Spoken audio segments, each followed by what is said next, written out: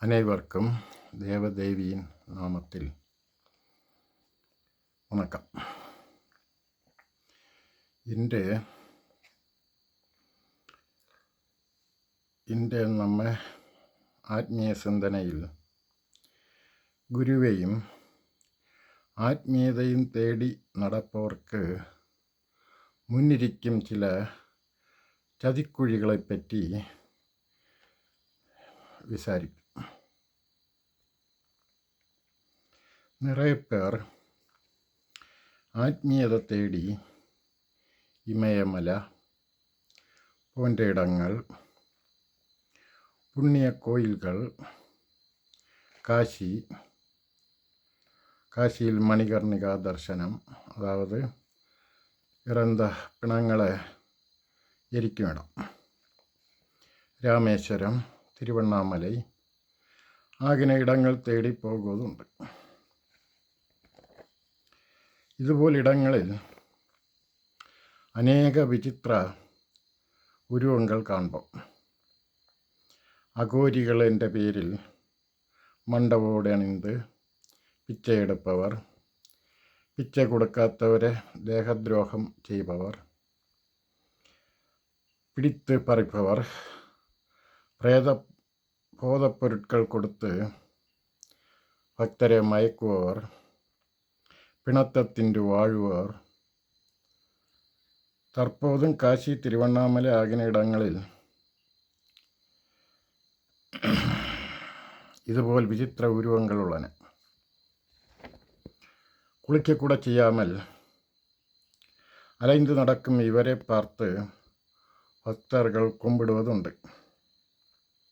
ചിത്തர்கள் என்று மக்கள் വിളിക്കും 75% ഒന്നുകിൽ മനോനിലം ബാധിപ്പവർ, அந்த മനോനിലം ബാധിപ്പാൽ അലൈപവർ, அல்லது ചിലർ കുരുട്ട് ഗുരുക്കന്മാർ என்று நன்றாக அறியவும். இவர் உங்களை சித்துகள் காட்டி തെറ്റാന വഴിക്ക് കൊണ്ടുപോകും. ഇന്നും ഇമയമലയിൽ ഗംഗ, ജമുന, മറ്റ് ആറ്റുപക്കങ്ങളിൽ, കാശിയിൽ മറ്റും അനേക പ്രേതപിശാചുക്കൾ ഗതി കിട്ടാമൽ അലൈവതുണ്ട്. இதற்கு காரணம் புண்ணிய நதிகளின் தீரத்து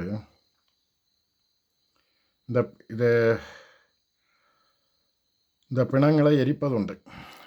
அங்கே இறக்கும் சாதாரண ஆளுகாரை നദിயின் ഓരത്ത്, ആറ്റിൻ ഓരത്ത് കൊണ്ടുവയ്ത്ത് എരിപ്പതുണ്ട്. അവയിൽ ആത്മാക്കൾ அங்கே இங்கே சுற்றியலை, அதே இடத்திலே சுற்றியலை. உதாரணமாக காசி மணிகர்ணிகா கட்டு, கங்கை ஆற்றின் தீரங்கள் ஆகிய இடங்களில் கொஞ்சம் ஆத்மீயதை இருக்கும் ஒருவர் அங்கே சென்றிருந்து தியானம் பண்ணும்போது அல்லது தரிசனம் பண்ணும்போது இதில் சில பேய்கள், பிசாசுக்கள் இங்கே வந்திருந்த புதுதாக வந்தால் இந்த மனிதனின் உடம்பிலேறும். அப்போது இவரின் குணங்கள், பண்புகள் மாறி உடம்பிலேறிய பேயின் குணங்கள் காட்ட ஆரம்பமாகும். ചിലർ ഇதை பார்த்து சொல்வோம் சித்தி பெற்றிருக்கென்றும், ചിലർ മനോനില പ്രശ്നം വന്നത് என்றும் சொல்லி மருத்துவமனைக்கு அழைத்து செல்வோம். சுருக்கமாக சொன்னால் இது எதுவும் ஆத்மீயதை கிடையாது. உனக்கு மோட்சம் கிடைக்க வேண்டின காலத்து குரு உன்னில் உருவாகும்.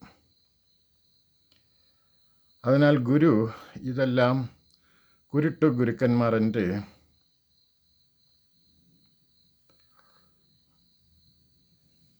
நன்றாக தெரிய வேண்டும். யதார்த்த குரு உனக்கு மோட்சம் கிடைக்க வேண்டிய காலத்து உன்னில் உருவாകുന്നതാണ് യഥാർത്ഥமான குரு. ഇതെല്ലാം കുരുട്ട് ഗുരുക്കന്മാർ സിദ്ധികൾ കാട്ടി ഉന്നെ ഏമാറ്റും ഗതികിട്ട പേയ്കൾ പിശാചുക്കൾ എൻ്റെ അറിയൂ. இன்னும் சில சக்தி வாய்ந்த பேய்கள் உடம்பில் ஏறினால் அது மாறுவதற்கு மிக கஷ்டம் என்றறியவும். மாறவே மாறாது. பிறகு உன் சக்தி எல்லாம் சோர்ந்து குளிக்காமல் எச்சில் புறக்கி சாப்பிட்டு ரோடு பக்கத்து பிச்சும் பேயும் பேசி வாழ வேண்டின கதி வரும் என்று அறியாம். ஆகையால் ஆத்மீயத்தில் பயணம் செய்பவர் கொஞ்சம் கவனமாக ஆத்மீயத்தில் பயணம் பண்ண வேண்டும். அல்லாவிட்டால் ஏமாற்றப்படும் உறுதி.